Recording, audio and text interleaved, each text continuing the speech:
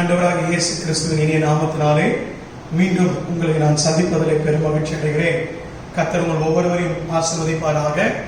மறுபடியும் நான் தெரிவித்துக் கொள்ள விரும்புகிற ஒரு காரியம், இந்த காணொலி பதிவானது கிறிஸ்தவ மக்களுக்கென்று, குறிப்பாக கடைசி கால துணை சபை மக்களுக்கென்று கொடுக்கப்படுகிறதான கிறிஸ்தவ விழிப்புணர்வு அடங்கிய பதிவாகும்.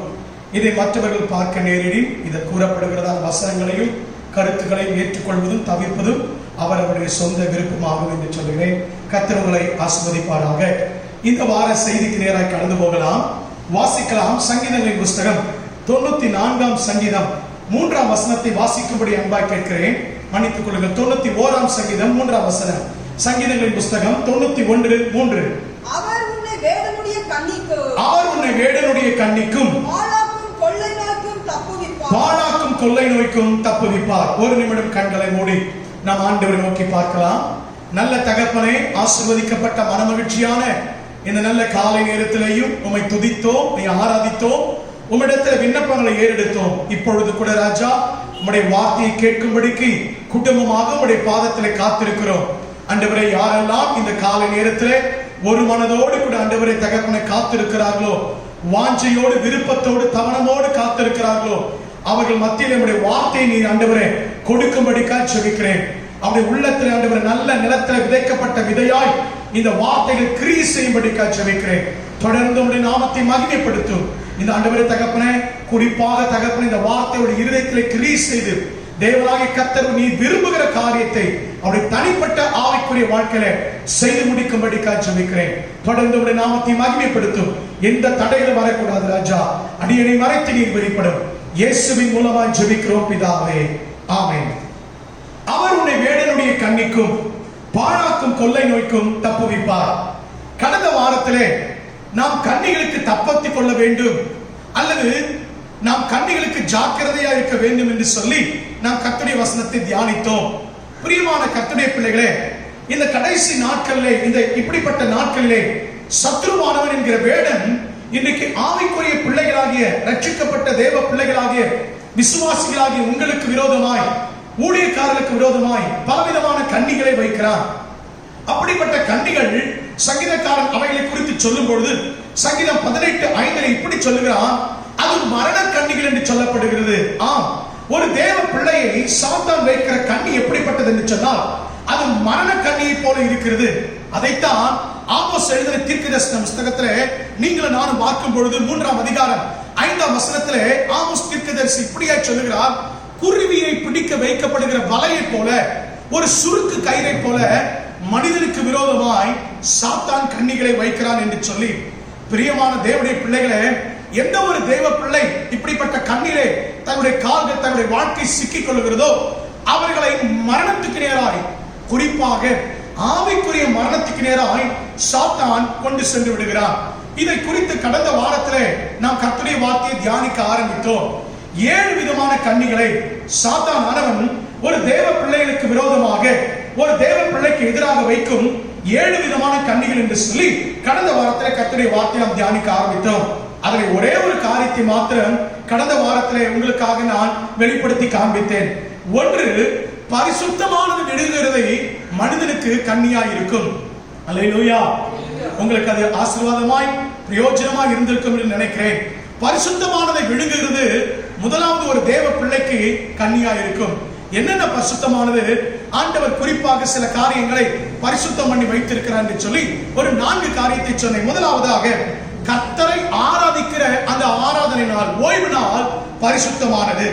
இரண்டாவது, கர்த்தருக்கு கொடுக்க வேண்டிய முதற்கனி, முதற் பலன் பரிசுத்தமானது. மூணாவது, தேவ பிள்ளைகளாகிய உங்களையும் என்னையும் கர்த்தர் நம்மை அபிஷேகிக்கிற அந்த அபிஷேக தைலம் பரிசுத்தமானது. நான்காவது, கர்த்தரே கனப்படுத்தி வைத்திருக்கிற ஆசாரியர்கள், ஊழியர்கள் கர்த்தருக்கு பரிசுத்தமானவர்கள். இந்த 4 காரியத்திலையும் நீங்களும் நானும் துணிகரம் கொள்ளக்கூடாது, அசட்டை பண்ணக்கூடாது என்று சொல்லி கடந்த வாரத்திலே கர்த்தருடைய வார்த்தையை தியானித்தோம். இந்த வாரத்திலேயும் அதன் தொடர்ச்சியாக இன்னும் வேதாகமம் குறிப்பிடுகிறதான இன்னும் 6 கண்ணிகளை குறித்து இந்த காலை நேரத்தில் உங்களோடு கூட நான் கர்த்தருடைய வார்த்தையை பகிர்ந்து கொள்ள போகிறேன். நாம் செல்வோமா? 2வது கண்ணி, மனுஷனுக்கு விரோதமாக சாத்தான் வைக்கிற 2வது கண்ணியை குறித்து இன்றைக்கு தியானிக்க போகிறோம். வாசிக்கலாம். அதே நீதிமொழிகளின் புஸ்தகம் 20வது அதிகாரம் 25வது வசனத்தை வாசிக்கும்படி அன்பா கேட்கிறேன். பொருத்தனை செய்த பின்பு பொருத்தனை செய்த பின்பு யோசிப்பது மனுஷனுக்கு கண்ணியா இருக்கும். பரிசுத்தமானதை விழுங்குறது முதலாவது மனுஷனுக்கு கண்ணி. இரண்டாவது வேத வசனம் இப்படியாய் சொல்லுகிறது, பொருத்தனை செய்த பின்பு யோசிப்பது மனுஷனுக்கு கண்ணி. அல்லேலூயா.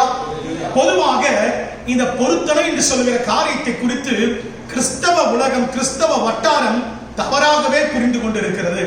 முதலாவது இந்த பொருத்தனை என்பது என்ன? ஒரு பொருத்தனை என்று யாருக்கு செய்கிறோம்? இந்த பொருத்தனை யாருக்காக செய்கிறோம்? இந்த பொருத்தனையை யாரிடத்தில் செய்கிறோம் என்று சொல்லி கவனிப்பது மிகவும் சால சிறந்தது. நன்றாய் கவனிங்கள் பிரியமானவர்களே.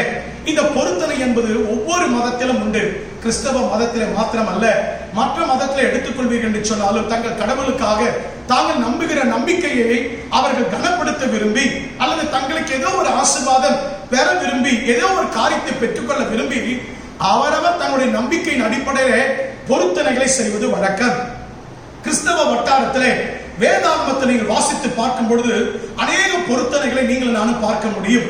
வேதம் சொல்லுகிறது, ஒரு மனிதனோ ஒரு மனுஷியோ அல்லது ஊழியக்காரர்களோ ஆசாரியர்களோ யாரா இருந்தாலும் சரி, பொருத்தனை செய்த பின்பு அதை குறித்து யோசிப்பது அந்த மனுஷனுக்கோ அந்த மனுஷிக்கோ கண்ணியா இருக்கும். அல்லேலூயா, அல்லேலூயா.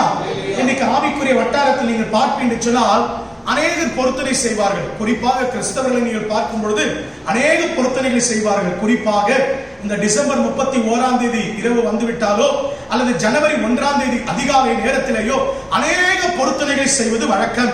தங்கள் குடும்பத்திற்காக, தங்கள் தனிப்பட்ட வாழ்க்கைக்காக ஆசீர்வாதத்தை பெற விரும்பியோ அநேக பொருத்தனைகளை செய்வது வழக்கம். ஆனால் அந்த பொருத்தனைகளை எத்தனை பேர் நிறைவேற்றுகிறார்கள்? அந்த பொருத்தனையை செய்த பின்பு அநேக இதை செய்ய முடியுமா, இதை நிறைவேற்ற முடியுமா என்று சொல்லி யோசித்து கைவிட்டு விடுவதும் நம்மில் அநேகருக்கு வழக்கம். ஆனால் வேதம் சொல்லுகிறது, அப்படி நம்முடைய வாழ்க்கையில பொருத்தனை செய்து அதை கைவிட்டு விடுவோமே ஆகில், அல்லது அதை குறித்து யோசிப்போமே ஆகில், அது நம்முடைய வாழ்க்கையில நமக்கு சாத்தானுடைய கண்ணியாய் மாறிவிடும் என்று வேதம் நமக்கு தெளிவாக சொல்லுகிறது. பாருங்கள், நம்முடைய ஆண்டவராகிய தேவன் வேதாகமத்திலே ஒரு முழு அதிகாரத்தையே பொருத்தனைக்காக எழுதி வைத்திருக்கிறார். என்னாகமத்தின் புஸ்தகம் 30 அதிகாரத்தை நீங்கள் வீட்டிலே நீங்கள் பொறுமையா இருக்கிற நேரத்தில் நீங்கள் வாசித்து பாருங்கள். 1 வசனம் முதற்கொண்டு கடைசி வசனம் வரைக்கும் பொருத்தனை எப்படி செய்ய வேண்டும், யாரிடத்தில் செய்ய வேண்டும், அந்த பொருத்தனை நிறைவேற்றுவது எப்படி என்று சொல்லி ஆண்டவர் ஒரு முழு அதிகாரத்தை எழுதி வைத்திருக்கிறார். குறிப்பாக ஒரு சில வசனங்களை வாசிக்கலாம். என்னாகமத்தின் புஸ்தகம் 30 அதிகாரம் 2 வசனத்தை வாசிக்கும்படி அன்பாக கேட்கிறேன். என்னாகமம் 30:2. ஒருவன் கர்த்தருக்கு யாதொரு பொருத்தனை பண்ணினாலும் அல்லது யாதொரு காரியத்தை செய்யும்படிக்கு ஆணையிட்டு குறித்துக் கொள்ளுங்கள். பொருத்தனை என்பது நிறைவேற்ற வேண்டிய இடம் எதுவென்று சொன்னால் நாவிலே அல்ல, மூளையினாலே அல்ல. சில பேர் பொருத்தனை எப்படி செய்யறாங்கன்னா உணர்ச்சி வசப்பட்டு செய்வாங்க. சில பேர் மூளை அறிவினாலே செய்வார்கள். ஆனால் வேதம் சொல்லுகிறது, தன் ஆத்துமாவில் தீர்மானம் பண்ணி கொண்டார்.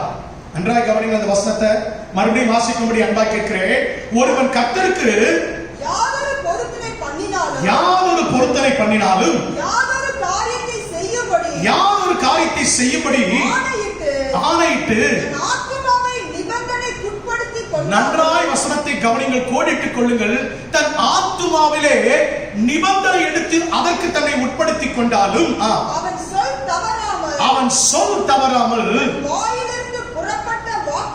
தன் வாயிலிருந்து புறப்பட்ட வாக்கின்படியெல்லாம் செய்ய கடவன். ஆண்டவர் திட்டம் தெளிவாய் நம்முடைய ஜனங்களுக்கு ஆண்டவர் ஒரு கட்டளையை கொடுக்கிறார். நீ யாரொரு பொருத்தனை செய்தாலும் அதை எப்படி செய்ய வேண்டுமா, உன் உள்ளத்தின், உன் ஆத்துமாவில் இருந்து. இன்னைக்கு பிரச்சனை என்னவென்று சொன்னால் அநேகர் உணர்ச்சி வசப்பட்டு பொருத்தனை செய்வார்கள். ஒரு காரியம் வேணும், ஒரு காரியம் நடக்கணும், அல்லது ஏதோ ஒரு காரியம் கிடைச்சிருச்சு, உடனே அந்த சந்தோஷத்தின் மிகுதியினாலோ அல்லது அதிக துக்கத்தின் மிகுதியினாலோ உணர்ச்சி வசப்பட்டு அநேகர் பொருத்தனைகளை செய்வது வழக்கம். இதை கர்த்தருக்காக செய்கிறேன், அப்படி கர்த்தருக்காக கொடுக்கிறேன், என் பிள்ளைகளை கர்த்தருக்கு அர்ப்பணிக்கிறேன், இன்னும் நான் கர்த்தருக்காக இதையெல்லாம் செய்வேன் என்று சொல்லி. ஆனால் உணர்ச்சி வசப்பட்டு மாம்சத்திலிருந்து, நம்முடைய மூளை அறிவிலிருந்து செய்கிறதான இப்படிப்பட்டதான பொருத்தனைகளை நாம் ஆத்துமாவிலிருந்து எடுக்காத தீர்மானத்தின்படியினாலே, நாம் ஆத்துமாவை நிபந்தனைக்கு உட்படுத்தி எடுக்காதபடினாலே கூடிய விரைவிலே அதை கைவிட்டு விடுகிறோம். அதுவே சிலருடைய வாழ்க்கையிலே, சிலர் அல்ல பலருடைய வாழ்க்கையிலே கண்ணியாய் முடிந்து விடுகிறது. எனக்கு அன்பான தேவ ஜனமே, இன்றைக்கு நம்முடைய பொருத்தனைகளை எப்படி செலுத்துகிறோம்?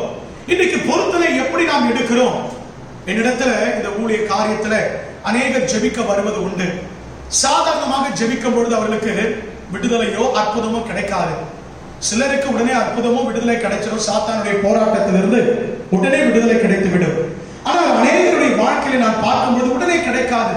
அப்பொழுது ஆண்டவரிடத்தில் உட்கார்ந்து, ஏன் ஆண்டவரே இவர்களுக்காக நான் ஜெபிக்கும் பொழுது இந்த உடனே இந்த விடுதலை அற்புதம் நடக்கலன்னு சொல்லும்போது ஆண்டவர் சொல்லுவார், உடைய வாழ்க்கையில சில காரியங்கள் குறைந்து இருக்கிறது என்று.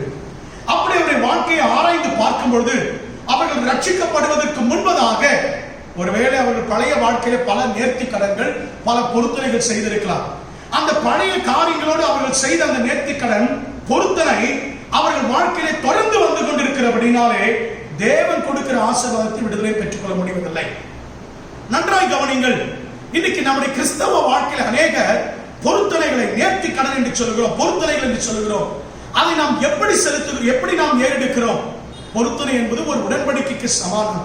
அந்த உடன்படிக்கை நாம் எப்படி ஏற்படுத்துகிறோம்?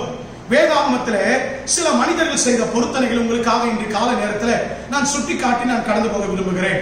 சில மனிதர்கள் செய்த பொருத்தனைகள், சில நல்ல பொருத்தனைகளும் செய்தார்கள்.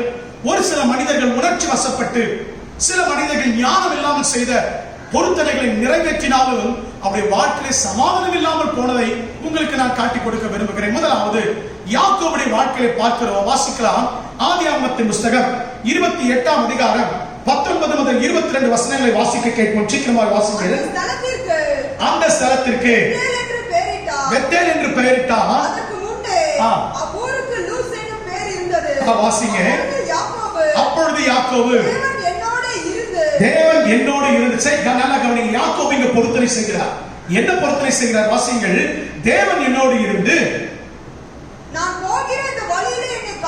நான் போகிற இந்த வழியிலே என்னை காப்பாற்றி உண்ண ஆகாரமும் உடுக்க வஸ்திரமும் எனக்கு தந்து சமாதானத்தோடு திரும்பி வர பண்ணுவார் என்றால் எனக்கு தேவனாய் இருப்பார். நான் தூணாக நிறுத்தின இந்த கல் தேவனுக்கு வீடாகும். தேவரீர் எனக்கு தரும் எல்லாவற்றிலும் உமக்கு தசமபாகம் செலுத்துவேன் என்று பொருத்தனை பண்ணிக்கொண்டார். நன்றாய் கவனிங்கள். இங்க யாக்கோபு ஒரு பொருத்தனை செய்கிறார். என்ன பொருத்தனை? தேவரீர் நீர் என்னை காப்பாற்றி உண்ண உணவு உடுக்க உடை என் தகப்பன் வீட்டுக்கு சமாதானத்தோடு நீ திரும்பி வர பண்ணுவீர் என்று சொன்னார். இந்த இடம், இந்த நான் இருக்கிற இந்த இடம் தேவனுடைய வீடாகும், பெத்தேல் எனப்படும். அது மாத்திரமல்ல, நீர் எனக்கு தருகிறவைகள் எல்லாவற்றிலும் உமக்கு தசமபாகம் கொடுப்பேன் என்று பொருத்தனை பண்ணிக்கொண்டார். இது ஏதோ உணர்ச்சி வசப்பட்டு செய்த பொருத்தனை அல்ல. இது ஏதோ உணர்ச்சி மிகுதினால, உணர்ச்சி பெருக்கினாலே செய்த பொருத்தனை அல்ல. அவன் இருதயத்தின் ஆழத்திலிருந்து, அவன் உணர் நிலையிலே தன்னுடைய நிலையை அறிந்து அவன் தீர்க்கமான ஒரு பொருத்தனை செய்கிறான். நன்றாய் கவனிங்கள்.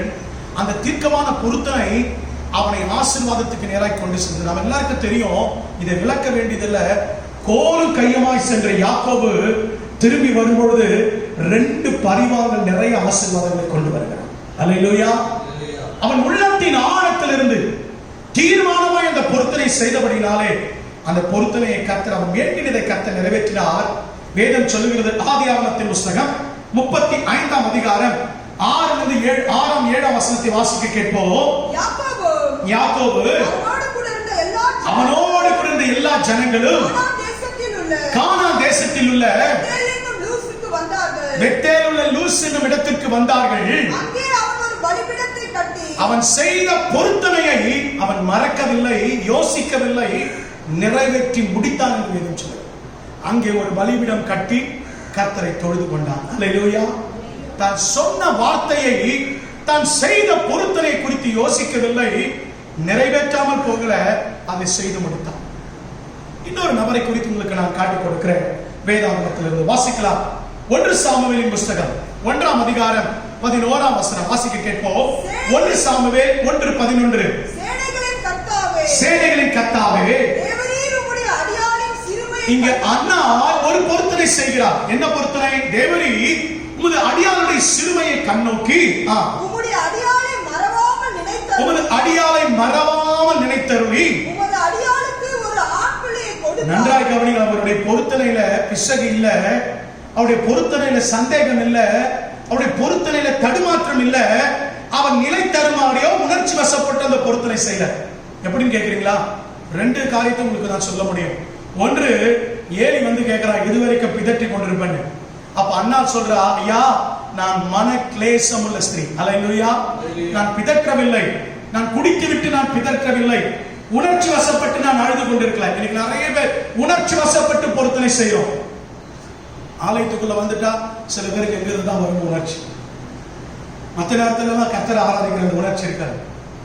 உணர்ச்சி வசப்பட்டு செய்யல அண்ணா. இரண்டாவது, அவர் இங்க சொல்லுகிறார், அவர் செய்கிற விண்ணப்பத்திலிருந்து நாம் நன்றாய் புரிந்து கொள்ள முடியும். ஆண்டவரே எனக்கு ஒரு குழந்தை தந்தான்னு சொல்ல, எனக்கு ஒரு ஆண் பிள்ளையை கொடுப்பீர் என்றார். அப்ப தான் கேட்கிறதுல எப்படி இருக்கிறா? எப்படி இருக்கிறா? தடுமாற்றம் இல்லாமல் கேட்கிறா. அவளுக்கு தடுமாற்றம் இல்ல, அங்க உணர்ச்சி வசப்படல. அவன் எப்படி பொருத்தனை செய்யறா தெரியுமா? தீர்க்கமான பொருத்தனை. எனக்கு ஒரு ஆண் பிள்ளையை கொடுப்பீர் என்று சொன்னால் வாசிங்கள், அவன் உயிரோடு இருக்கும் சகல நாளும் நான் அவனை கர்த்தருக்கு ஒப்பு கொடுப்பேன், அவன் தலையின் மேல் சவரகன் கத்தி படுவதில்லை என்று ஒரு பொருத்தனை பண்ணினார். ஒரு பொருத்தனை பண்ணிக்கொண்டு, நீர் எனக்கு ஒரு ஆண் பிள்ளையை கொடுப்பீர்னா அவனை உமக்காக அர்ப்பணித்திருவேன், அவன் மேல சவரன் கத்திப்படாது, அவன் உயிரோடு இருக்கிறனால கர்த்தருக்காக நான் அர்ப்பணிப்பேன். அல்லேலூயா, அல்லேலூயா. இன்னைக்கு நிறைய தாய் தகப்பன்மார் தங்கள் பிள்ளைகளை கொடுத்து பொருத்தனை பண்ணுவாங்க. தேவரீர் எனக்கு கொடுக்கிற முதல் பிள்ளை கர்த்தருக்குரியது, எனக்கு கொடுக்கிற முதல் பிள்ளையை நான் கர்த்தருடைய ஊழியத்துக்கு அர்ப்பணிப்பேன்னு சொல்லி பிள்ளை கிடைக்கிறதுக்கு முன்னாடி பொருத்தனை செய்வாங்க. ஆனா பிள்ளை கிடைச்சிருச்சுனாலோ, பிள்ளை வளர்ந்த பிறகோ, நான் ஆசை ஆசையா வளர்த்த பிள்ளை ஆகினால் நான் கொடுக்கறது எப்படின்னு சொல்லி யோசிப்பாங்க. பாருங்க, அண்ணாள் பிள்ளை கிடைக்கிறதுக்கு முன்னாடி நல்ல ஒரு பொருத்தனை செய்தா அந்த பொருத்தனை அவன் நிறைவேற்றி முடித்தாளா? வாசித்து பாருங்க. அதே 1ஆம் அதிகாரம் 24ஆம் வசனத்திலிருந்து நீங்கள் வாசிக்க கேட்கிறேன் சொன்னால், அவன் அவனை பால் மறக்க பண்ணின பின்பு அண்ணாள் சாமுவேலை பால் மறக்க பண்ணின பின்பு 3 காளைகளையும் ஒரு மரக்கால் மாவையும் ஒரு துருத்தி திராட்சரசத்தையும் எடுத்துக்கொண்டு அவனையும் கூட்டிக் கொண்டு இருக்கிற கர்த்தருடைய ஆலயத்துக்கு போனார். நான் எந்த ஆலயத்தில் இருந்து பொருத்தனை செய்தாலும், நன்றாக கவனிங்க, எந்த இடத்துல யாக்கோபு பெத்தேலில நின்று பொருத்தனை பண்ணா அதை பெத்தேலில வந்து நிறைவேற்றினான்.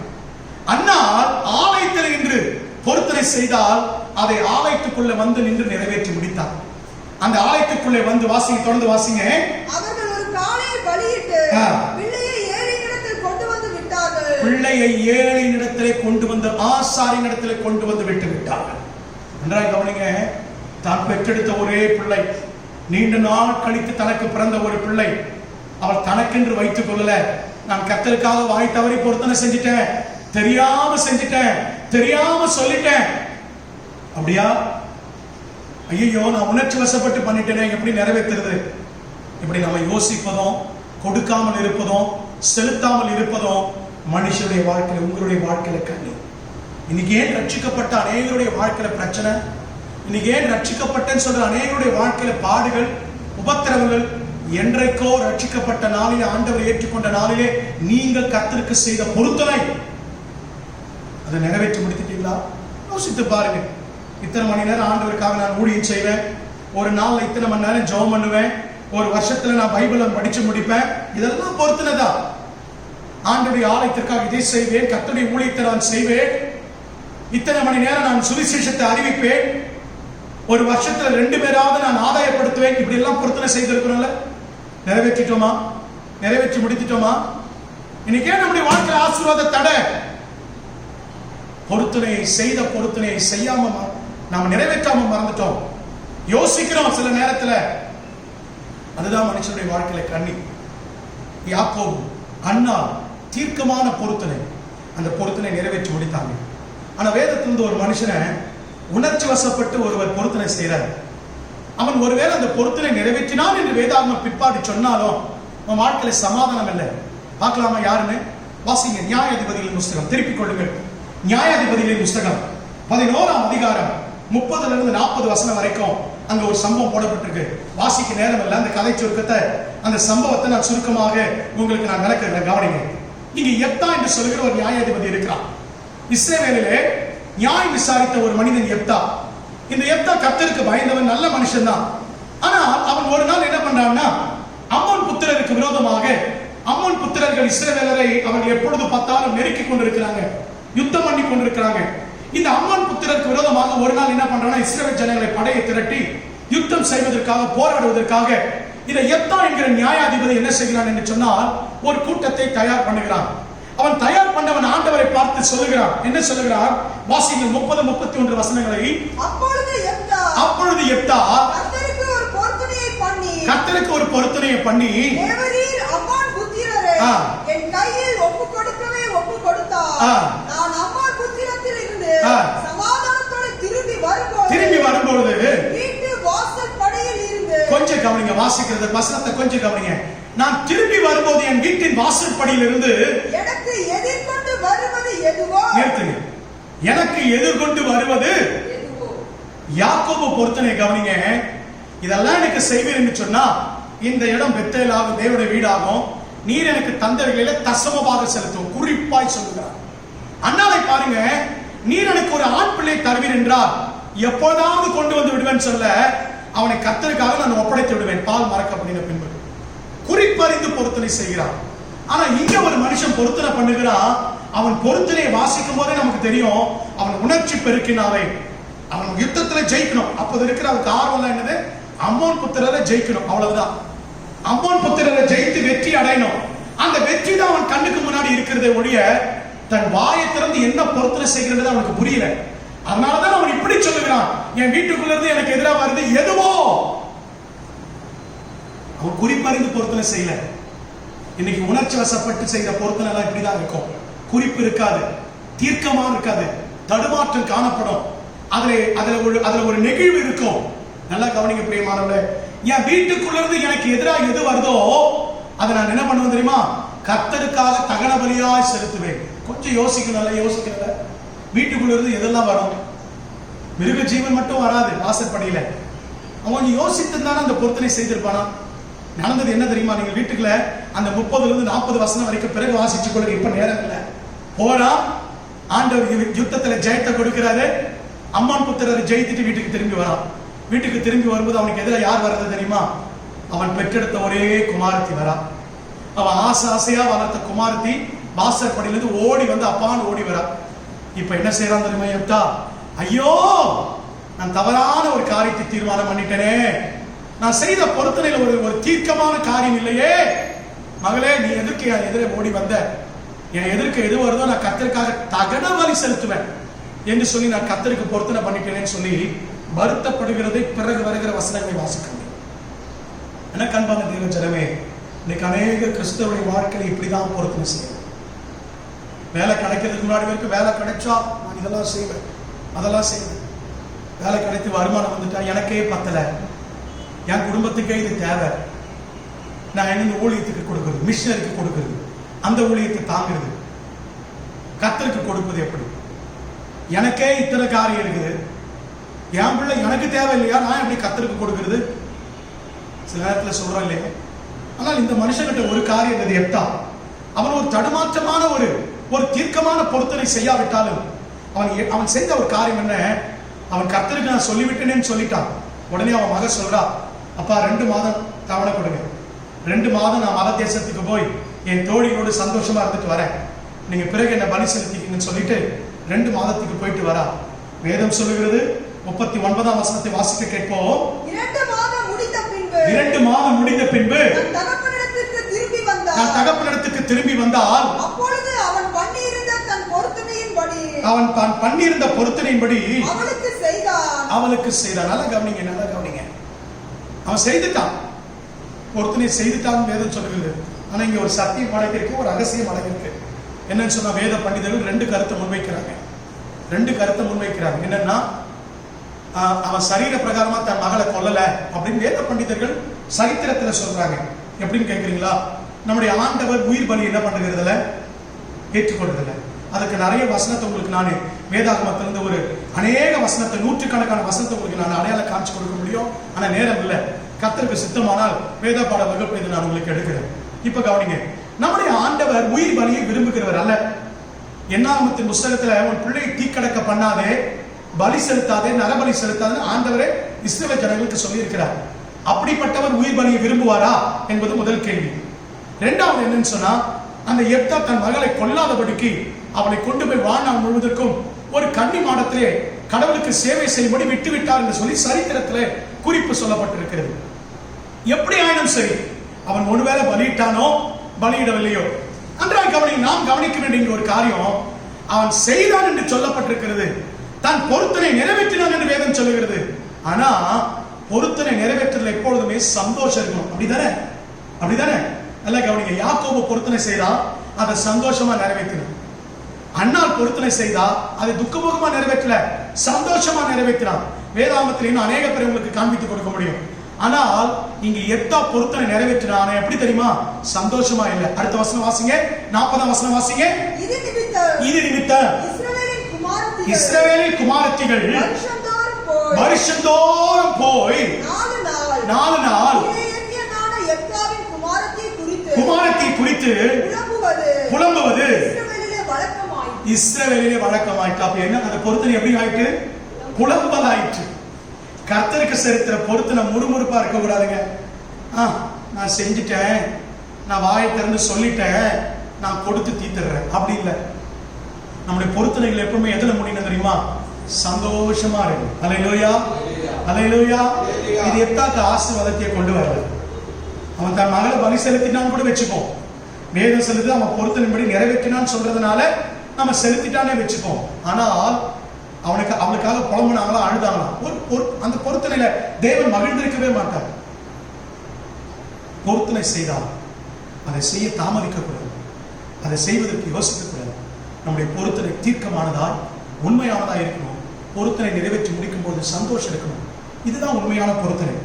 பிரசங்கின் புஸ்தகம் 5ஆம் அதிகாரம் 4-5 வசனங்களை வாசிக்க கேட்போம். பிரசங்கின் புஸ்தகம் 5ஆம் அதிகாரம் 4-5 வசனங்கள். நீ தேவனுக்கு ஒரு பொருத்தனை பண்ணிக்கொண்டால் அதை செலுத்த தாமதியாதே. அவன் மூடரில் பிரியப்படுகிறதில்லை. நீ வேண்டிக் கொண்டதை செய்.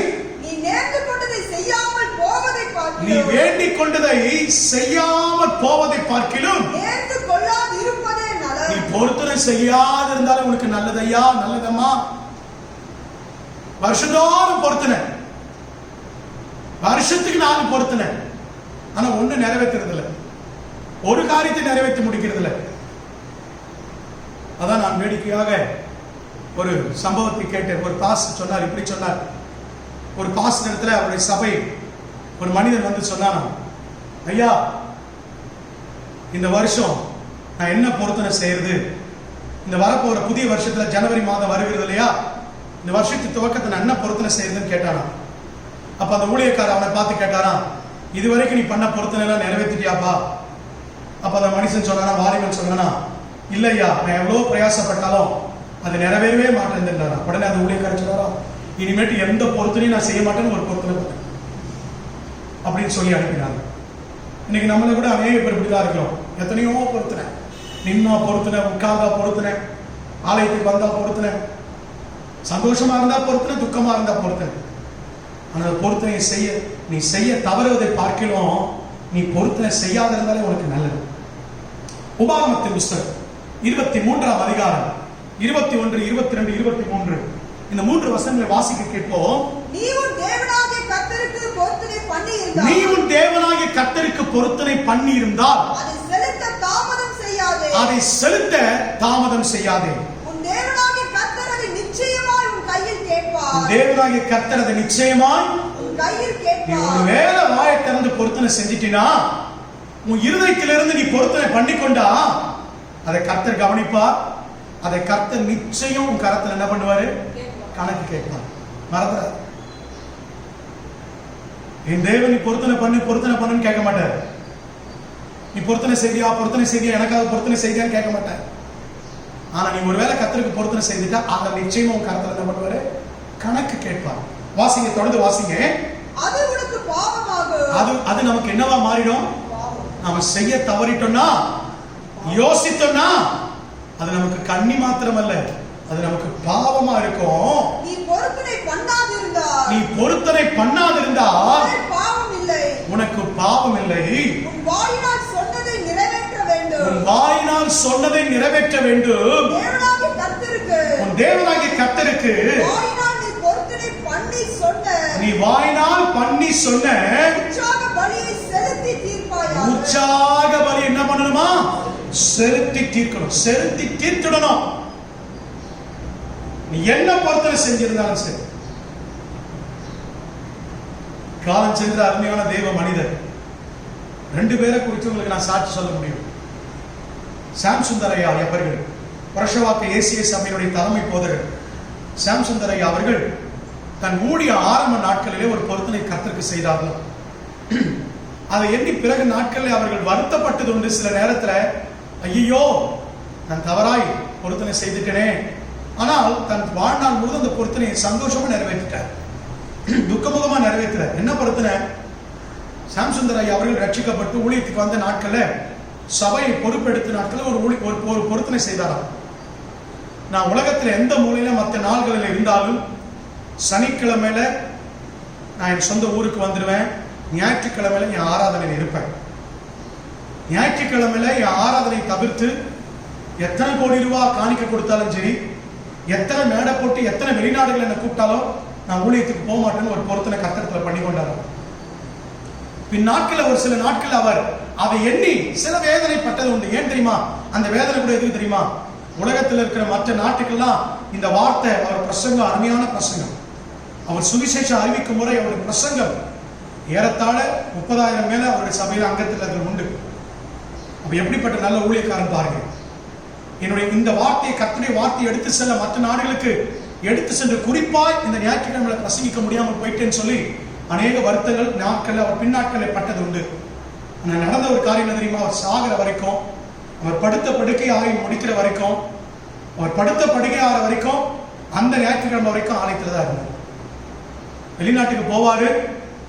எத்தனை நாள் பிரயாணம் பண்ணி சுவிசேஷம் அறிவித்தாலும் வெளிநாடுகள்ல சரியா வெள்ளிக்கிழமையில புறப்பட்டுருவார். சனிக்கிழமை காத்திருப்பு ஜபத்தில் தன் சபைக்குள்ள இருப்பார். ஞாயிற்றுக்கிழமை ஆராதனையில அவர் தான் பிரசங்கம் பண்ணுவார். அல்லேலூயா. அந்த பொருத்தனை சாகிற வரைக்கும் நிறைவேற்றினார். இன்னொரு மனிதன் நம்ம எல்லாருக்கும் தெரியும், சுவிசேஷகர் நெல்லை ஜெபராஜ் அவர்கள். ஒரு இந்து குடும்பத்திலிருந்து ரட்சிக்கப்பட்டு வந்து வைராக்கியமான பக்தி வைராக்கியமான ஒரு மதத்தின் அடிப்படையிலே பின்பற்றி கொண்ட குடும்பத்திலிருந்து ரட்சிக்கப்பட்டு வந்த ஒரு அருமையான தெய்வ மனிதர். அவர் ஊழியத்தின் ஆரம்ப நாட்கள் ஒரு பொருத்தனை பண்ணினார். அவர் செய்த பொருத்தனை என்ன தெரியுமா? நான் வெளிநாட்டுக்கே போக மாட்டேன், பாஸ்போர்ட் எடுக்க மாட்டேன், வெளிநாட்டுக்கே போக மாட்டேன்னு அவர் ஒரு தீர்மானம் எடுத்தார், பொருத்தனை செய்தார். அவரும் வாழ்நாளில் அநேக வேலைகளில் அதை எண்ணி ஐயோ வெளிநாட்டுக்கு போய் சில நேரத்தில் சில நாடுகளில் சில மக்களுக்கு சுவிசேஷத்தை அறிவிக்க முடியலன்னு சொல்லி வருத்தப்பட்டது உண்டு. ஆனால் அவர் செய்த பொருத்தனை சாகிற வரைக்கும் காத்துக்கொண்டார். இந்தியாவை தவிர அவர் வெளிநாட்டுக்கு போனதே இல்லை. கர்த்தராலே பயன்படுத்தப்பட்ட அபிஷேகம் நிறைந்த ஒரு வல்லமையான சுவிசேஷகர். அநேக சபைகளை அநேக ஊழியக்காரர்களை கட்டி எழுப்பினவர். பிரியமான தேவ ஜனமே, இப்படிப்பட்ட தேவ மனிதர்கள் தாங்கள் செய்த பொருத்தனை இறுதி வரை சந்தோஷமாய் காத்துக்கொண்டார். அவர் சாகிற வரைக்கும் சொல்லுவார். சாகிற நேரத்துக்கு முந்தின வரைக்கும் அவர் சொன்ன காரியம், நான் கர்த்தருக்காக செய்த பொருத்தனையை நிறைவேற்றி முடித்திருந்துச்சு. நம்முடைய கருத்துல கர்த்தர் கணக்கு கேட்பார். நம் வாயை திறந்து சொன்ன வார்த்தைகளுக்கு நாம் கணக்கு ஒப்புவிக்க வேண்டும். நம்முடைய வார்த்தை குறித்து ஒரு நாளிலே நியாயத்திற்கு நாளிலே கர்த்தர் நமக்கு கணக்கு கேட்பார். நீ செய்த பொருத்தனை நிறைவேற்றினாயா? இன்றிலிருந்து ஒரு நல்ல தீர்மானம் எடுங்க. ஆண்டவரே, நான் உமக்கு ஏதாவது பொருத்தனை செய்திருந்தால் அதை நிறைவேற்றுவதற்கு பலம் தாரும், அதை நிறைவேற்றுவதற்கு கிருபை தாரும், அதை செய்து முடிப்பதற்கு எனக்கு ஒரு நல்ல ஞானத்தை தாரும் என்று கேளு. இல்லாவிட்டால் பொருத்தனை செய்யாதிருப்பது உங்களுக்கு நலமா இருக்கும். தாவீதுடைய அனுபவத்தை பாருங்க. அவன் ஒரு பெரிய ராஜாவாய் மாறின பின்பு அவன் சொல்லுகிற காரியத்தை பாருங்க. சங்கீதம் 76 சங்கீதம் 11 வசனத்தை வாசிக்க கேட்போம். சங்கீதம் 76:11. பொருத்தனை பண்ணி அதை உங்கள் தேவனாகிய கர்த்தருக்கு முன்பாக நிறைவேற்றுங்கள். அவரை சூழ்ந்திருக்கிற அனைவரும் கொண்டு வர கடவர்கள். அவரை சூழ்ந்திருக்கிறவர்களுக்கு முன்பாக உங்கள் தேவனாகிய கர்த்தருக்கு பொருத்தனை பண்ணிக்கொள்ளுங்கள். பொருத்தனை பண்ணிக்கொள்ளுங்கன்னு சொல்றது மாத்திரமல்ல, வாசித்து பாருங்க. சங்கீதம் 22, 25, சங்கீதம் 116 சங்கீதம் 14 வசனம், 18 வசனம், 19 வசனம். முதலாவது சங்கீதம் 22, 25 வாசிக்க கேட்போம். மகா சபையிலே நான் உம்மை துதிப்பேன். அவருக்கு பயப்படுகிறவர்களுக்கு முன்பாக என் பொருத்தனைகளை செலுத்துவேன். யார் சொல்ற தெரியுமா? ஒரு ராஜா, இஸ்ரவேலை ஆளுகிற ராஜா சொல்லுகிறார், மகா சபையிலே நான் ஆலயத்திலே சபைக்குள்ளே சங்கத்துக்குள்ளே செய்த பொருத்தனையை நான் சொன்ன இடத்தில் நிறைவேற்றி முடிப்பேன். 116 சங்கீதம் 14 வசனம், 18 வசனம், 19 வசனம். நான் கர்த்தருக்கு செய்த பொருத்தனையை அவர் ஜனங்களுக்கு எல்லாருக்கும் முன்பாக செய்வேன். 19 வசனம். கர்த்தருடைய ஆலயத்தின் நான் கர்த்தருக்கு செய்த பொருத்தனைகளை அவர் ஜனங்களுக்கு எல்லாருக்கும் முன்பாக செய்து முடிப்பேன். ஆலயத்தின் பிரகாரங்களிலும் நன்றாய் கவனிங்கள் அன்பான தேவ ஜனமே. தாவீது தன் வாயில திறந்து சொன்ன பொருத்தனையை அவன் செய்து முடிக்கிறதை பார்க்கிறோம். கடைசி அந்த பொருத்தனை எப்படிப்பட்டதா இருக்கும் தெரியுமா? பொருத்தனை யாருக்கு முன்பாக செய்யணும், பொருத்தனை எப்படி செய்யணும்னு சொன்னேன். எப்படிப்பட்டவைகளுக்கு நம்ம பொருத்தனை செய்யணும் தெரியுமா? எப்படிப்பட்டவைகளை கொண்டு பொருத்தனை செய்யணும் தெரியுமா? நசல் கொண்டதையும் கனவீனமானதையும் கடந்த வாரத்தில் சொன்ன இல்லையா? கர்த்தருக்கு கொடுக்கிறது முதற் கனியா இருக்கணும். நம்ம பொருத்தனை செய்யறதுலையும் தரமானதா கர்த்தருக்கு நம்ம பொருத்தனை செய்வது எப்பவுமே கர்த்தரை கனப்படுத்துகிறதா இருக்கணும். வாசித்து பாருங்க. மல்கியாவின் தீர்க்கதரிசன புஸ்தகம் 1ஆம் அதிகாரம் 14 வசனம். மல்கியா 1:14. தன்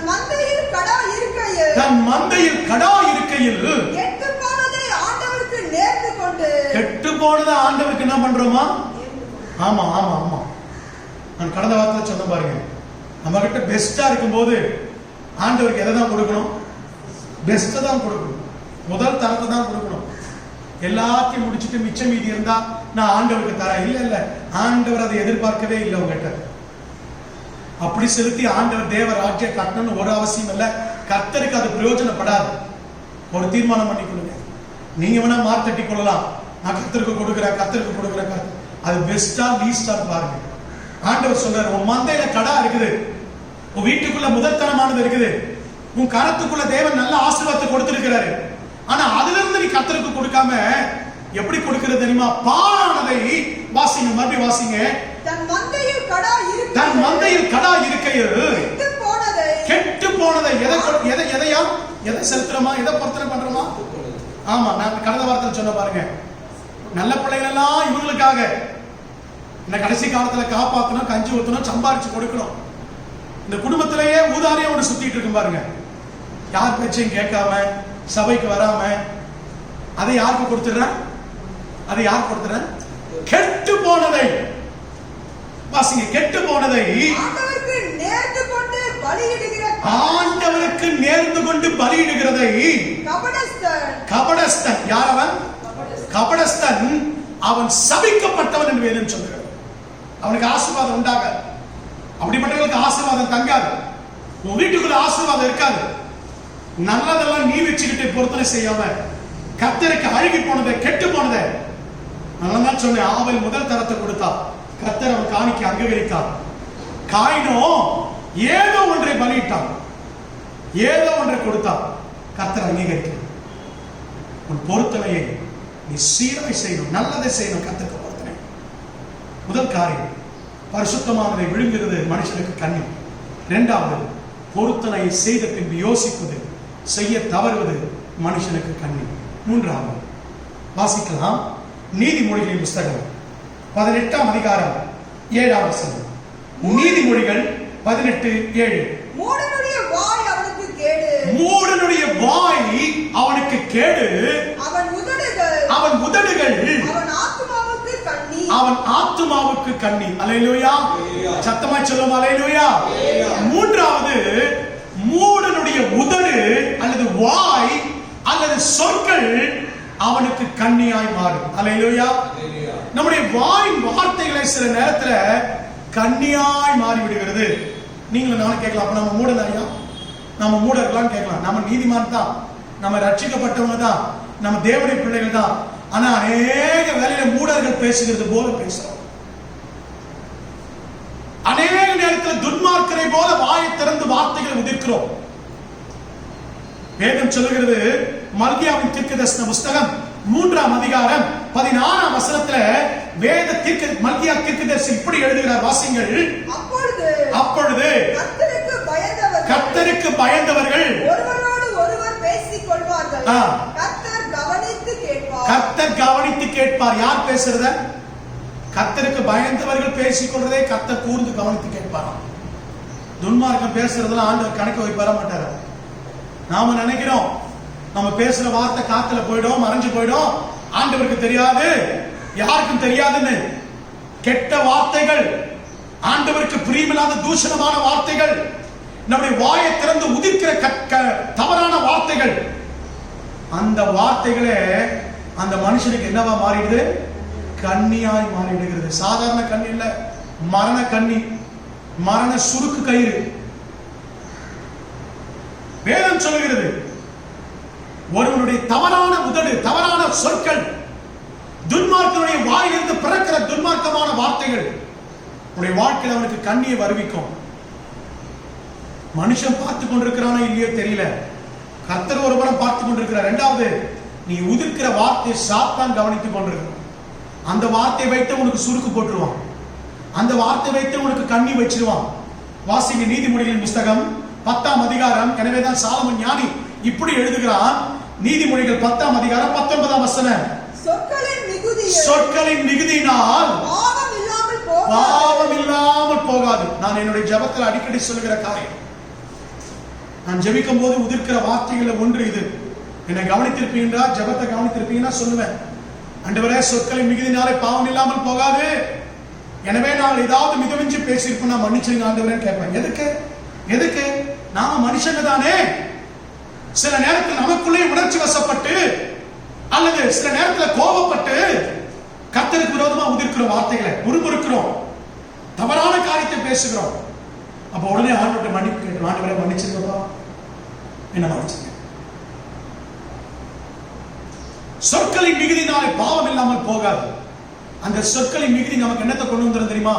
மரணத்தை கொண்டு வந்துடும். நீதிமொழிகளின் புஸ்தகம் 18ஆம் அதிகாரம் 18ஆம் அதிகாரம் 21ஆம் வசனத்தை வாசிங்கள். மரணமும் ஜீவனமும் எங்க இருக்குதா? நம்ம பாஷையில சொல்லணும்னா சாவும் ஜீவனம், சாவும் வாழ்வும் எங்க இருக்குது? நாவல இருக்கு. ஆண்டவர் நாவல வச்சிருக்க. நம்முடைய வாயின் வார்த்தைகள் ரொம்ப ஜாக்கிரதையா இருக்கணும். அதனால சங்கீதக்காரன் இப்படி சொல்றான், என் நாவின் என்னுடைய இருதயத்தின் தியானமும் என் வாயின் வார்த்தைகளும் உமக்கு பிரீதியா இருப்பதாக, பிரியமா இருப்பதாக. என் இருதயம் கர்த்தருக்கு தெரியும், என் இருதயம் கர்த்தருக்கு தெரியும். இருதயத்தை மாத்திரம் பார்க்கிற ஆள் தேவன் அல்ல. உன் நாவையும் வார்த்தையும் உன்னுடைய ஒவ்வொரு காரியத்தையும் கவனிக்கிற தேவன். நிறைய பேர் இருதயம் ஆண்டவருக்கு தெரியும், இருதயம் ஆண்டவருக்கு தெரியும், நாக்குல கெட்ட வார்த்தையா பேசுறது, சண்டை போட்டா தூஷணமான வார்த்தையில பேசுறது, கோபமான எரிச்சலான வார்த்தையில பேசுறது.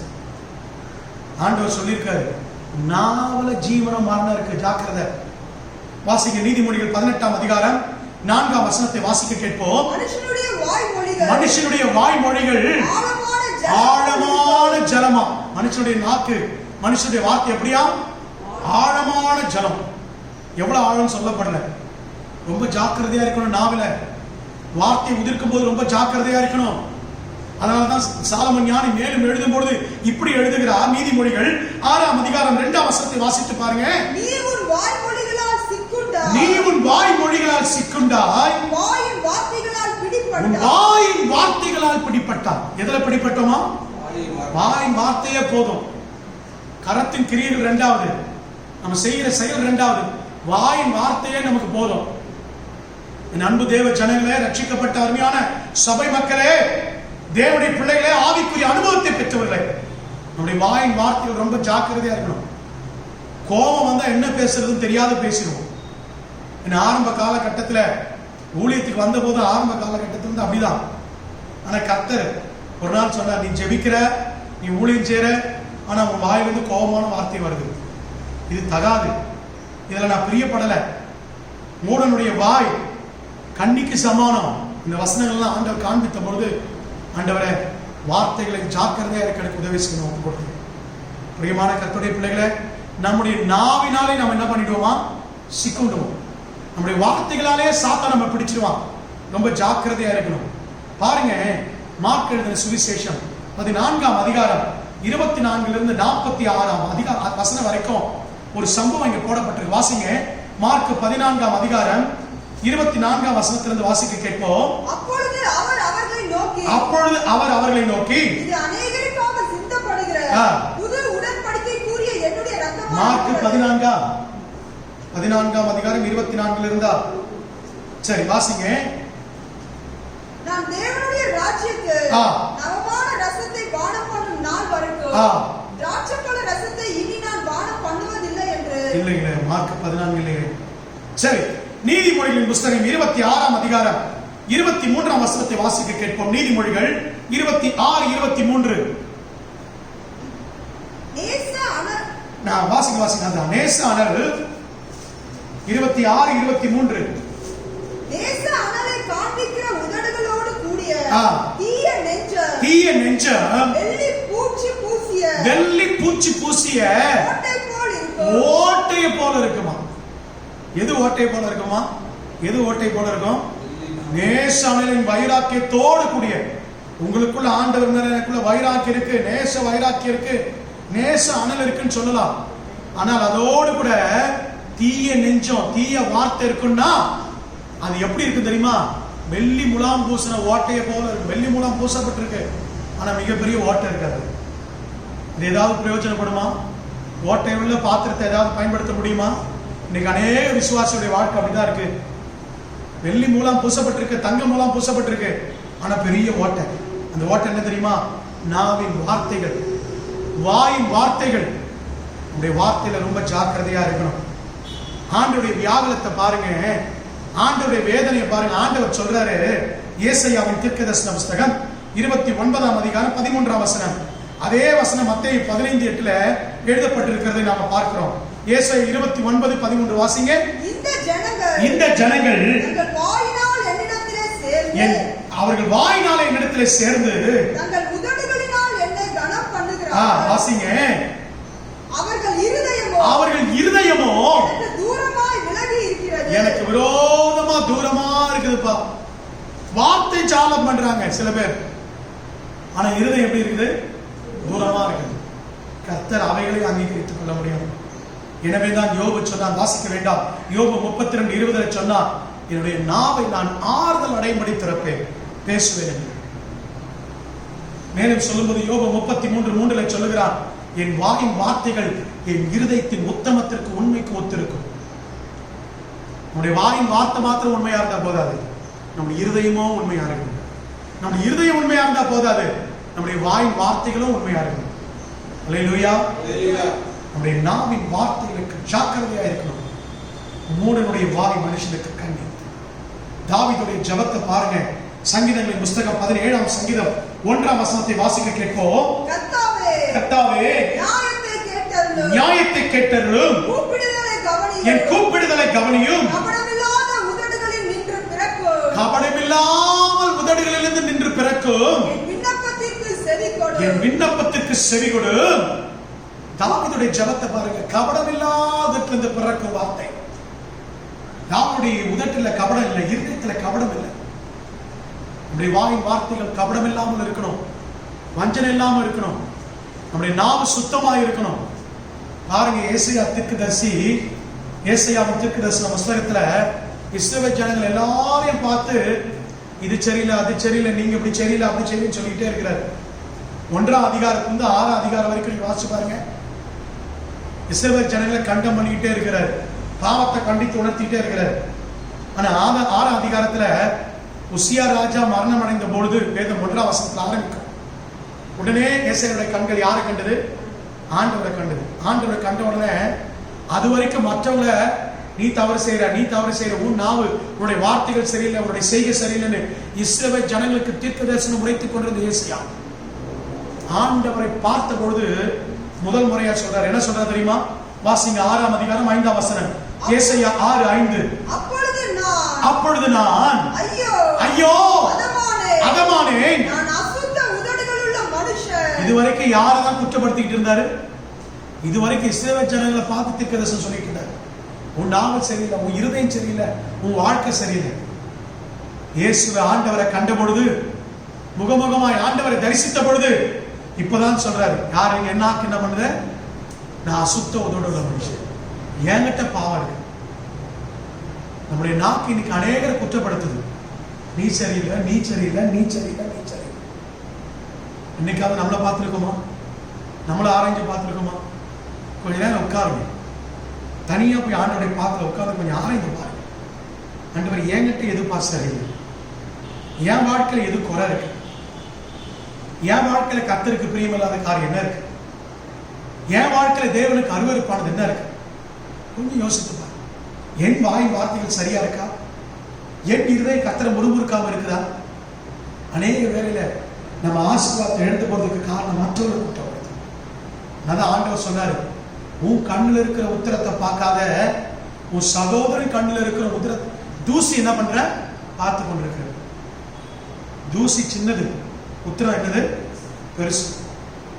உத்தரம் எதை சொல்லுவாங்கன்னா, ஒரு வீட்டை தாங்கி நிற்கிற பில்லர் தான் என்னது உத்தரம். அப்ப அவ்வளவு பெரிய பில்லரு, அந்த சைஸுக்கு நம்ம வாழ்க்கையில குறை இருக்கு. ஆனா நாம மற்றவங்களை பார்த்து, சகோதரியை பார்த்து, சகோதரனை பார்த்து, விசுவாசியை பார்த்து, ஊழியக்காரனை பார்த்து, ஊழியக்கார விசுவாசியை பார்த்து, ஊழியக்கார இன்னொரு ஊழியக்காரனை பார்த்து, நீ சரியில்லை, நீ சரியில்லை, நீ சரியில்லை. உன் நாக்கு, உன் நாவு எப்படி இருக்கு? ஏசையா ஆண்டவரை கண்டபோது சொல்றான், ஐயோ அசுத்த உதடுள்ள மனிதன், நான் துன்மார்க்கமான மனிதன், என்னை சுத்திக்கிறீங்க ஆண்டவர், என்ன தொடுங்க ஆண்டவர் சொல்லுவாங்க. நாம இன்னைக்கு ஆராய்ந்து பார்ப்போம். மற்றவர்களே குற்றப்படுத்துகிற வாழ்க்கை போகட்டும், மற்றவர்களை குறை பேசுகிற வார்த்தை போகட்டும். இதுவரைக்கும் கோவப்பட்டு எரிச்சல் அடைந்து பேசின வார்த்தைகளை நிறுத்துங்க. ஒரே ஊற்றின் கண்ணிருந்து 2 விதமான தண்ணீர் சுரக்காது. உங்க வீட்டுக்குள்ள ஒரு கிணறு கேணி இருக்குன்னா, போர் போட்டு நீங்க பைப் போட்டிருப்பீங்கன்னா ஒரே தண்ணீர் தான் வரும்.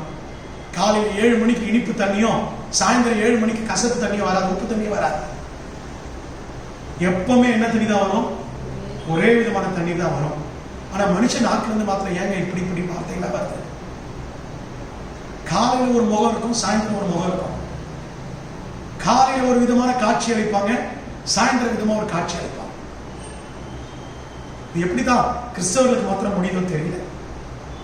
என் அன்பான தேவ ஜனமே, மூடனுடைய வாய் சொற்கள் அவனுக்கு கண்ணி. ஓசியா தீர்க்கதரிசி அழகா எழுதுகிற வாசிங்க.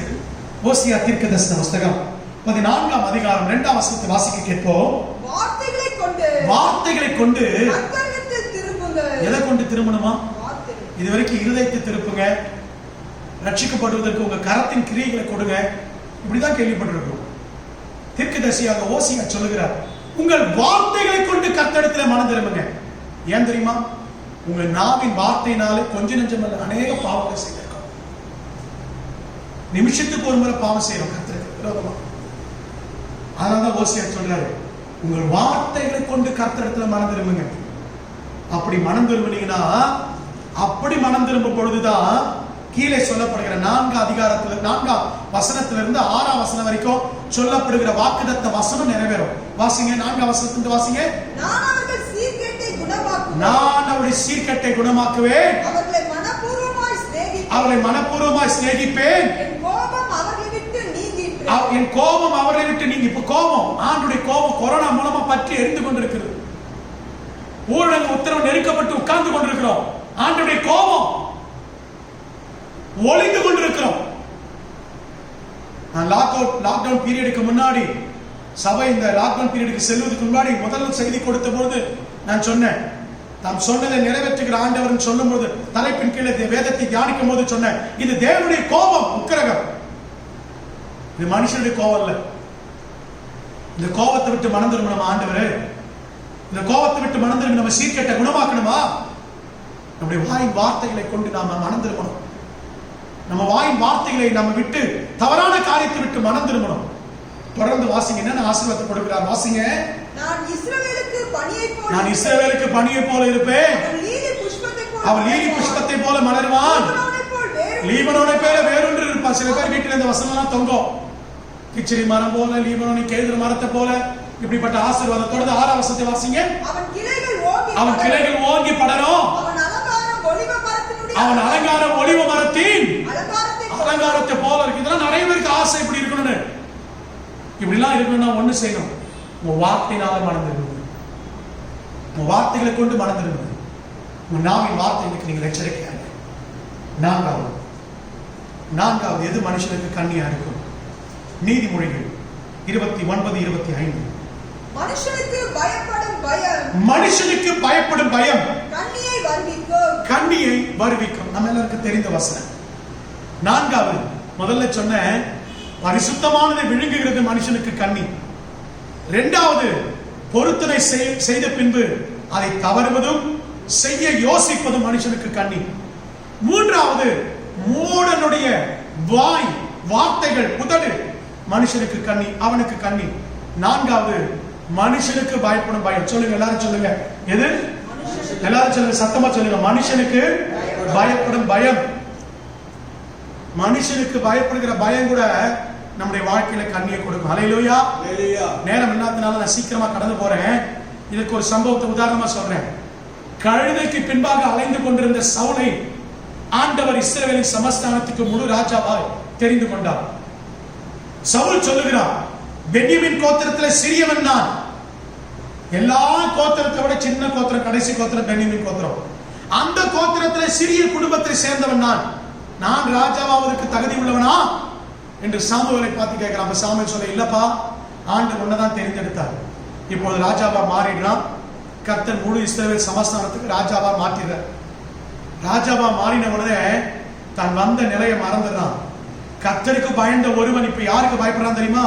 வாசிங்க 1 சாமுவேல் 15ஆம் அதிகாரம் 24ஆம் வசனத்தை வாசிக்க கேட்போம்.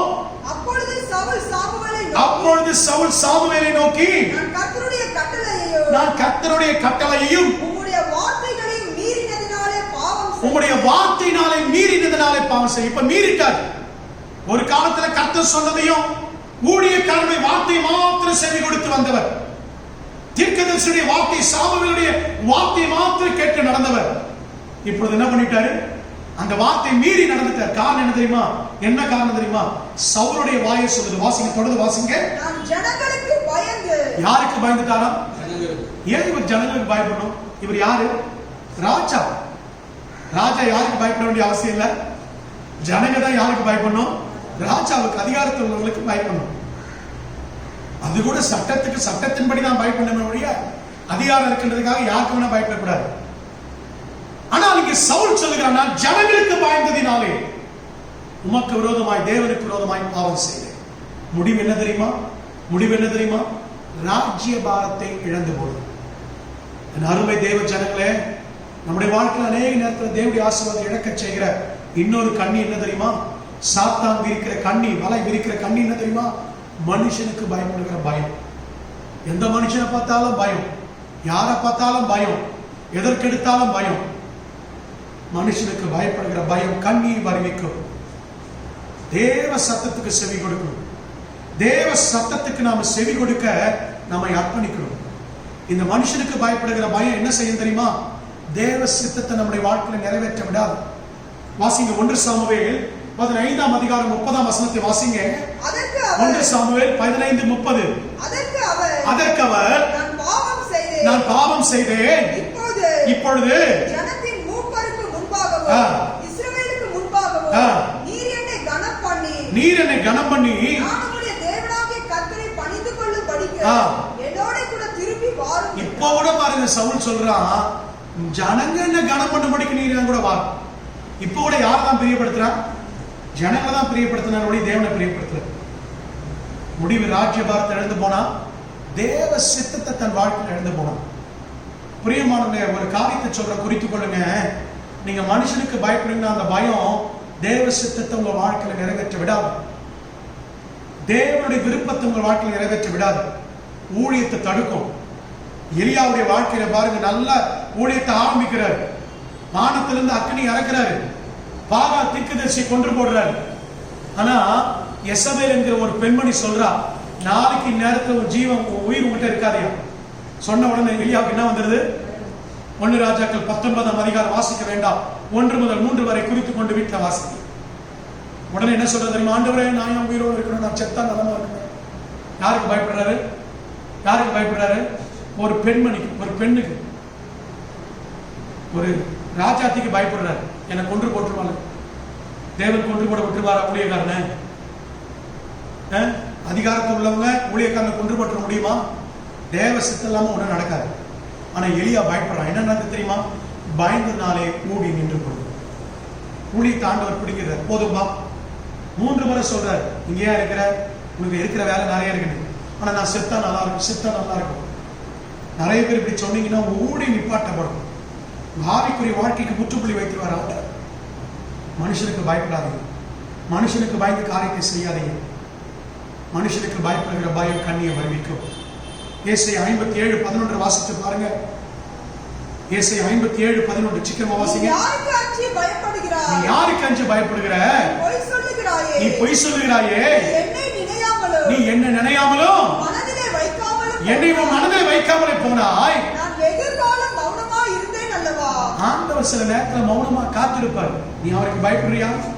மனுஷனுக்கு பயப்படுறியா? ஆண்டவர் பொறுமையா பார்த்திருப்பார். ஒரு காலம் வரும் நம்மளுக்கு நியாயத்திருப்பார். ஆண்டவராக இயேசு கிறிஸ்துவோட சீஷர்களை பார்த்து சொல்றாரு, நம்ம சூழ்ந்திருக்கிற ஜனங்களை பார்த்து சொல்றாரு, நீங்க மனுஷனுக்கு பயப்படாதீங்க. வாசிங்க மத்தேயு 10:28 சீக்கிரமா வாசிங்க. மத்தேயு 10:28. ஆத்துமாவை கொல்ல வல்லவராய் இருக்கிறவர்களுக்கு, சரீரத்தை மாத்திரம் கொல்லுகிறவர்களுக்கு நீங்கள் பயப்பட வேண்டாம். சரீரத்தை மாத்திரம் கொல்லுகிறவர்களுக்கு நீங்க பயப்படாதீங்க, ஆத்துமாவையும் சரீரத்தையும் அழிக்க வல்லவருக்கு பயப்படுங்க. இந்த பூமியில மிதமிஞ்சி போனா நம்மளை எங்க கொள்ளுவாங்க? எதுல கொள்ளுவாங்க? சரீரத்தை மாத்திரம் தான் அடிக்க முடியும். நீங்க கேட்கலாம், அங்கங்க ஊழியர்கள் கொல்லப்படுகிறாங்க, அடிக்கப்படுகிறாங்க. சரீரத்தை மாத்திரம் தான் தொட்டு பார்க்க முடியும். ஆவி என்ன பண்ண முடியாது. ஒன்னே ஒண்ணு சொல்றேன், ஊழியக்காரங்களை ரத்த சிந்தமணி வச்சாலோ, விசுவாசிகளை அடித்து ரத்த சிந்தமணி வைத்தாலோ, இந்த உலகத்தில் இருக்கிற அதிபதியோ இந்த உலகத்தில் இருக்கிற அதிகாரங்களை கொண்டு செய்ய நினைத்தா அந்த ரத்த சிந்தப்பட்ட இடத்துல இருந்து 100 ஊழியக்காரர்கள் எழுதுவாங்க. அல்லேலூயா. ஆத்மாவை கொல்ல வல்லவர்களாய் இராமல் சரீரத்தை கொல்ல வல்லவர்களுக்கு பயப்படாதீங்க. ஒருத்தருக்கு பயப்படணும், ஆத்மாவையும் சரீரத்தையும் அழிக்க வல்ல தேவனுக்கு பயப்படும். பவுலின் சாட்சியை பாருங்கள். பவுல் தன்னுடைய ஓட்டத்தை முடிக்கும் பொழுது அவன் தீமோத்தேயுக்கு தன்னை குறித்து சாட்சி கொடுக்கிறார். 2 தீமோத்தேயு 4:16-17 சீக்கிரமா வாசிக்கலாம். நான் முதல் விசை உத்தரவு சொல்ல இருக்கையில் ஒருவரும் என்னோடு கூட இருந்ததில்லை. எல்லாரும் என்னை கைவிட்டார்கள். எல்லாரும் என்னை கைவிட்டு போயிட்டாங்க. அந்த குற்றம் அவர்கள் மேல் சுமராது இருப்பதாக கர்த்தரோ துணையாக நின்று, யார் கைவிட்டாலும், எந்த மனுஷன் கைவிட்டாலும், எந்த உறவு கைவிட்டாலும் பயப்படாதீங்க. உங்க கூட யார் இருக்கிறது? கர்த்தர் துணை. உத்தமனுக்கு கர்த்தர் துணை, உண்மை உள்ளவனுக்கு கர்த்தர் துணை, நீதிமானுக்கு கர்த்தர் துணை, ரட்சிக்கப்பட்ட தேவ பிள்ளைகளுக்கு கர்த்தர் அடைக்கல். அல்லேலூயா, அல்லேலூயா. எதுக்கு பயப்படுறீங்க? மனுஷனுக்கு, இந்த உலகத்தில் இருக்கிற மனுஷன் இது மிஞ்சி போனா என்ன பண்ண முடியும்? நம்ம உயிர் எடுக்க முடியும், அவ்வளவுதானே. இங்க நம்மளை கண்ணை முன்னா நம்ம இங்க உயிர் போனா பரலோகத்துல எங்க இருப்போம்? தேவனுடைய மத்தியில, பரதேசி மத்தியில, தேவ சமூகத்துல. பயப்படாதீங்க. அல்லேலூயா. மனுஷனுக்கு பயப்பட பயம் கண்ணியை வருவிக்கும். கர்த்தருக்கு பயப்படுகிறவர்களையோ ஆண்டவர் உயர்ந்த அடைக்கலத்தில் வைப்பார். அல்லேலூயா. 3 காரியத்தை இன்றைக்கு சொன்னேன். என்னுடைய நேரம் முடிந்து விட்டது. 3 காரியத்தை பார்த்தேன். நீங்க போன வாரத்துல பரிசுத்தமானதை விழுங்குகிறது கர்த்தருக்கு, இந்த மனுஷனுக்கு கண்ணியா இருக்கும். 2வது, பொருத்தனை செய்து யோசிப்பதும் தவறுவதும் மனுஷனுக்கு கண்ணியா இருக்கும். மூடனுடைய வாய், உதடு மனுஷனுக்கு கண்ணி. 4வது, மனுஷனுக்கு பயப்படுகிற பயம் கண்ணியை வருவிக்கும். கர்த்தருக்கு சித்தமானால் அடுத்த 3 காரியத்தை பிறகு ஒரு நாட்கள்ல சமயம் வாய்க்கும் என்று சொன்னால் உங்கள் மத்தியில நான் பேசுகிறேன். இப்பொழுது கண்களை மூடி, எல்லாரும் கண்களை மூடி. இருக்கிற முழங்கால் படிக்க முடிந்தவர்கள் முழங்கால் படிக்க, முடிந்தவர்கள் முழங்கால் படிக்கலாம். கண்களை மூடி. ஆண்டவரே, எது எது எங்களுடைய வாழ்க்கையில கண்ணியா இருக்கும் என்று நாங்கள் அறிந்து கொண்டோம். பரிசுத்தமானதை ஒரு நாள் விழுங்கக்கூடாதப்பா. எங்கள் வாழ்க்கையில தேவனுக்கு முன்பாக செய்கிற பொருத்தனைகளை தவறக்கூடாது. அந்த பொருத்தனை குறித்து யோசிக்க கூடாது. செய்யலாமா வேண்டாமா? தவறான வார்த்தை, மூடர்களை போல உதிக்கிற வார்த்தை எங்கள் வாழ்க்கையில கண்ணி. மனுஷனுக்கு பயப்படுகிற பயம் கண்ணி. ஆராய்ந்து பாருங்க ஆண்டவரே, எங்களை